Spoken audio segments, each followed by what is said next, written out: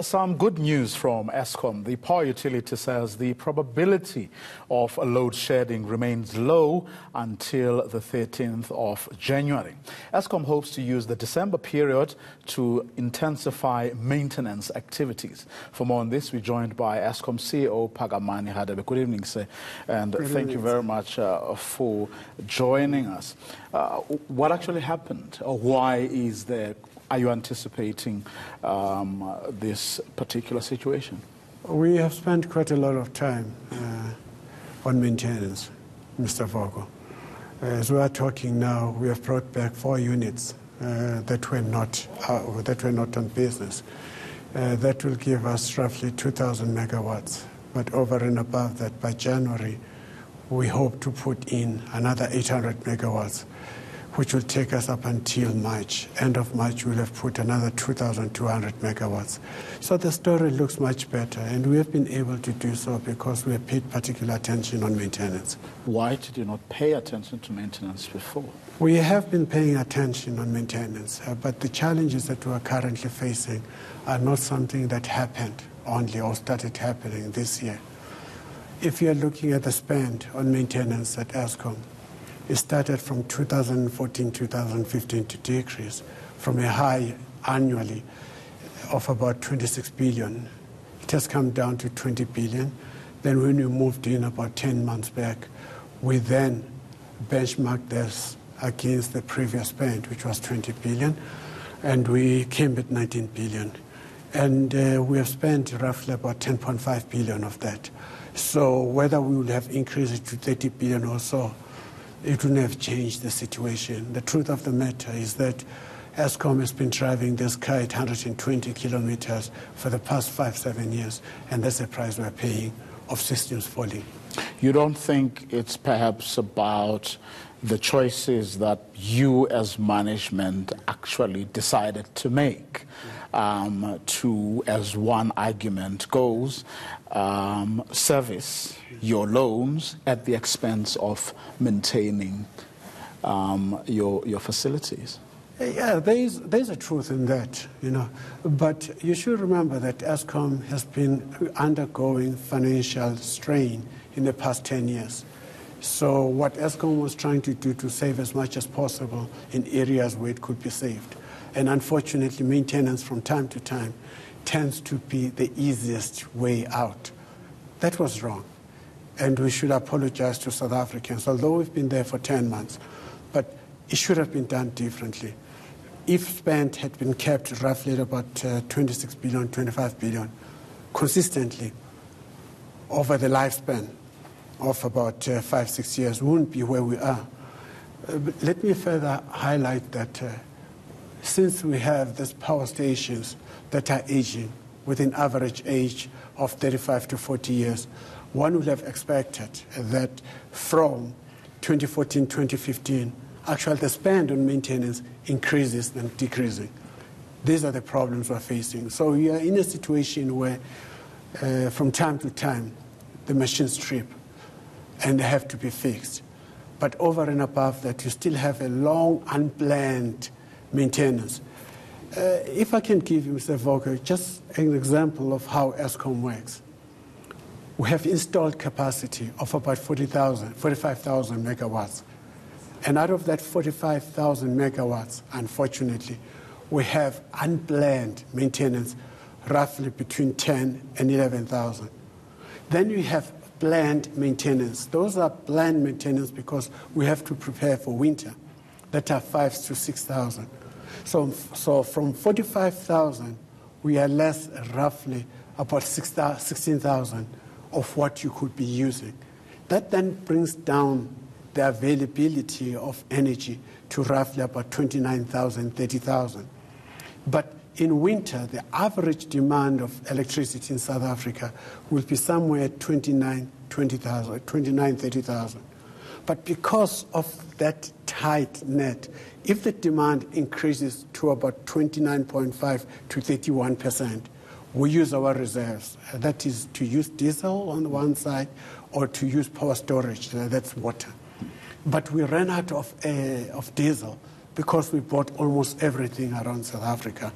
But over and above that, At the beginning of November, there was 2 weeks when it was very, very hot and we needed to use water. There was evaporation.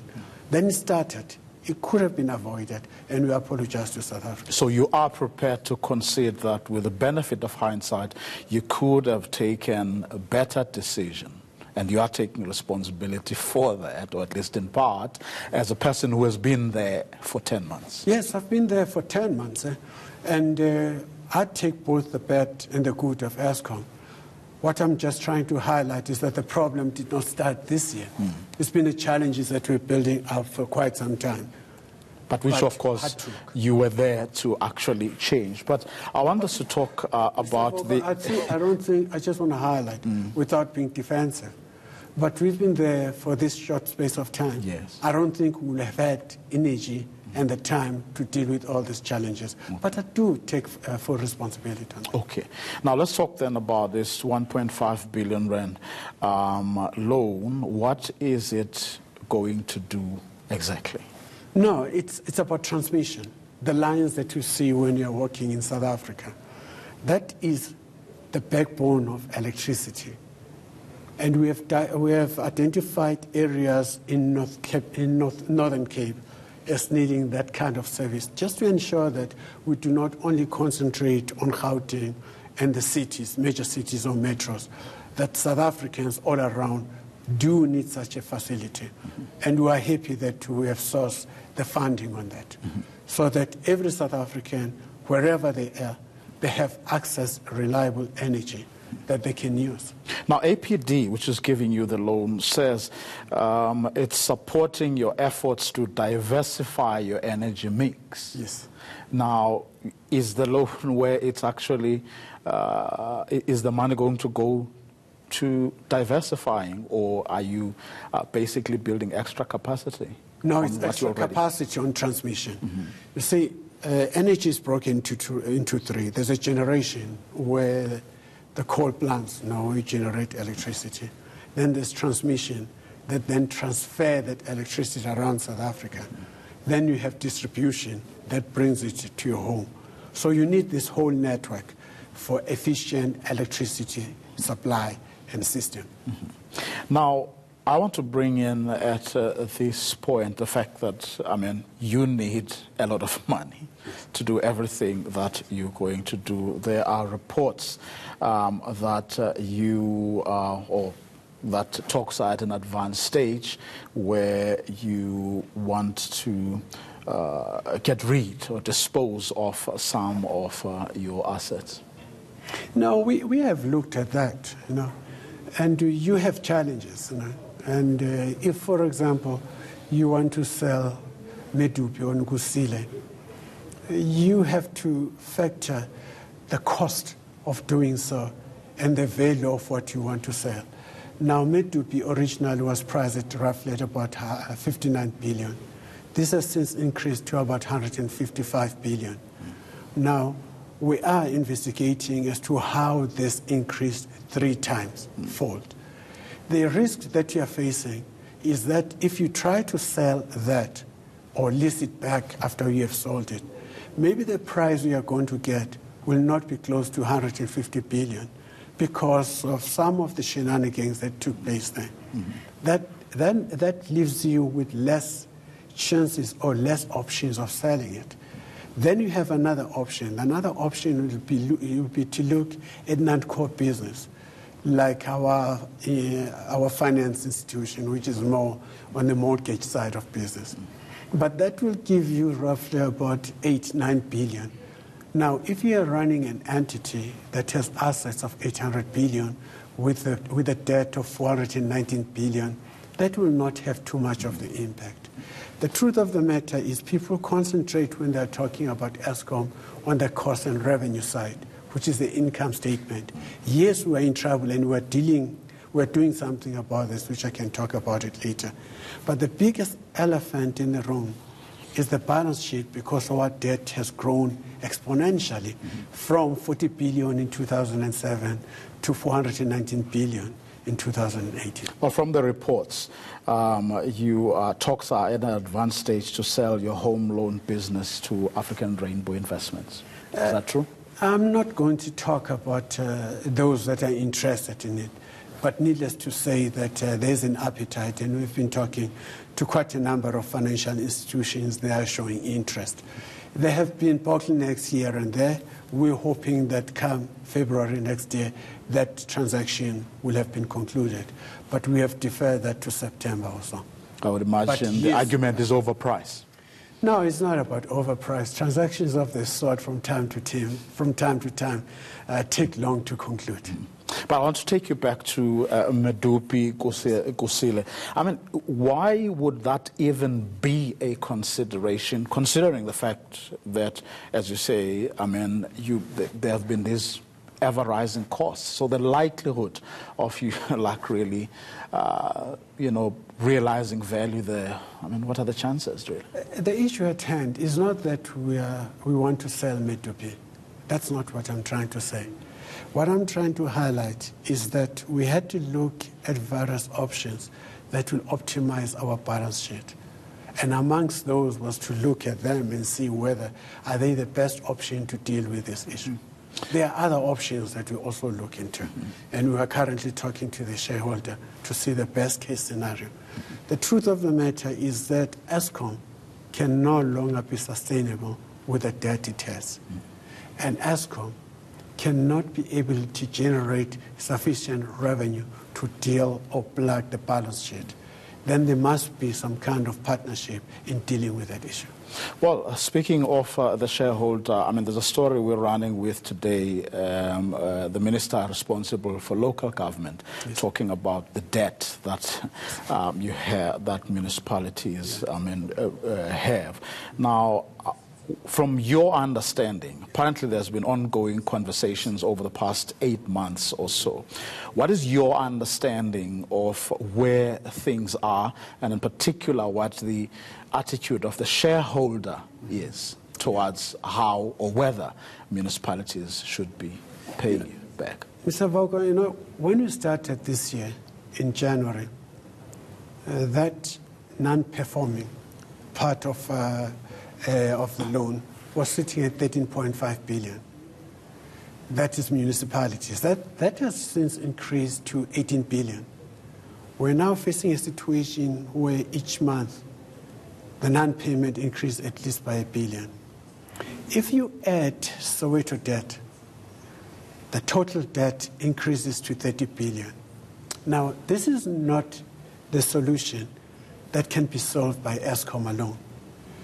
Hence, I'm asking what the attitude of the shareholder is, because they are best placed to bring everybody together. And from what the Minister of Kokta was saying only a couple of days ago, there's a proposal that will be tabled before Cabinet at its first meeting in February. Yes. What has happened is Cabinet created or established a committee that is made up of 5 ministers. It's called Intergovernmental Task Team. It's chaired by Minister of Kokta. It's got a Minister of Finance. It's got a Minister of DPE. It's got a Minister of Water Affairs, because they're also affected. They are trying to come up with a political solution to this. And we've been part and parcel of those deliberations.